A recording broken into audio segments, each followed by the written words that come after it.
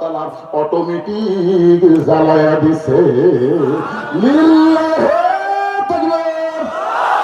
ওই বাতির আলো গুণাকার হয়ে পড়ে, আলো সার গুণা হয়ে পড়েছে কবরের মতন।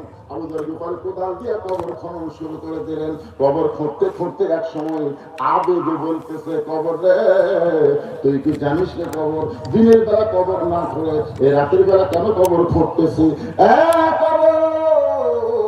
এমন একজন মেয়েকে এই কবরে দাফন করা হবে, আল্লাহ নবীর মেয়ে হওয়ার পর নবী তাকে মা বলে সম্মান করেছে।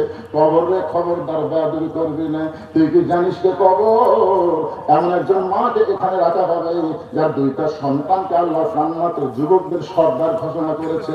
উদাহরণটা কবর খুঁড়তে খুঁড়তে এক সময় আবু যর বলতেছে, কবর রে তুই কি বলতে পারিস কবর আমি রাতের বেলা কেন ঘুরতেছি? হযরত আলী সহধর্মী ফাতেমাকে এই কবরের মধ্যে রাখা হবে। এই কথা বলে আবার যখন উদাহরণটা কবর খুঁড়তে চাই, হঠাৎ কবরের ভিতর থেকে একটা আওয়াজ আসতেছে। এটা কিন্তু ফাতেমার জন্য বলতেছে না, এটা আমরা যারা বসে আছি আসলে যাইতে হবে সবার জন্যই কবর কিন্তু বলতেছে।